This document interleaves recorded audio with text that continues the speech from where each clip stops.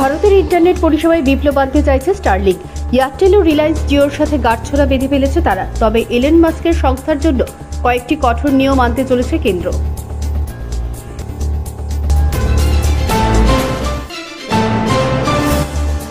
হোলির দিন বিধ্বংসী অগ্নিকাণ্ড গুজরাটের রাজকোটের একটি আবাসনে। আগুনের লেলিহান শিখায় ঝলসে মৃত্যু হয় 3 জনের।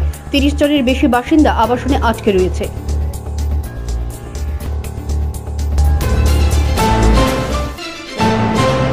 ইডির পক্ষ থেকে শুরু হতে চলেছে রোজভ্যালি চিটফান্ড মামলায় বিনিয়োগকারীদের 450 কোটি টাকা ফেরানোর প্রক্রিয়া।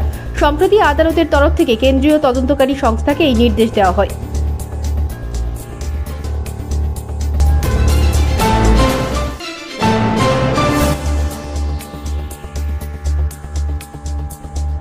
শুধুমাত্র রেলওয়ের ক্ষেত্রেই নয়, বলা যেতে পারে দেশের পরিবহন ক্ষেত্রে এক বিপ্লব ঘটতে চলেছে কিছুদিনের মধ্যেই।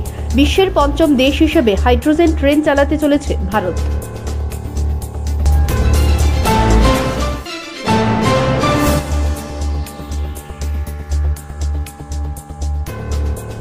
বন্ধ পানীয় জলের ট্রিটমেন্ট প্ল্যান্ট, এর ফলে পেচারথল মাছমারা ভুবনপুরবাসী অসন্তোষ। পানীয় জল ও স্বাস্থ্য বিধান দপ্তর ঘুমে।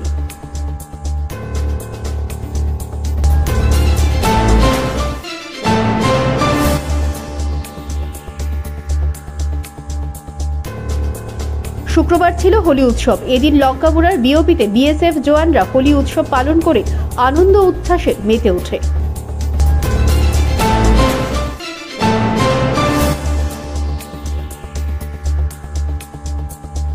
শুক্রবার রঙের উৎসব হোলি গোটা দেশের সঙ্গে তাল মিলিয়ে ত্রিপুরা রাজ্যেও উৎসব ও আনন্দ উদ্দীপনার সঙ্গে পালিত হয়।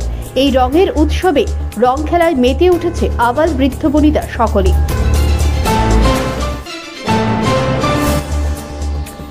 সাবরুম মহকুমা হাসপাতালের সামনে থেকে চুরি যাওয়া বাইকটি উদ্ধার করেছে সাবরুম থানার পুলিশ। এর সঙ্গে আটক করা হয়েছে এক চোরকে। খুশি বাইক মালিক।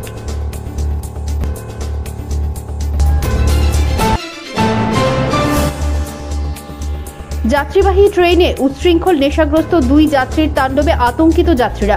বিশালগড় থানার পুলিশের হাতে গ্রেপ্তার অভিযুক্তরা। ঘটনা বৃহস্পতিবার।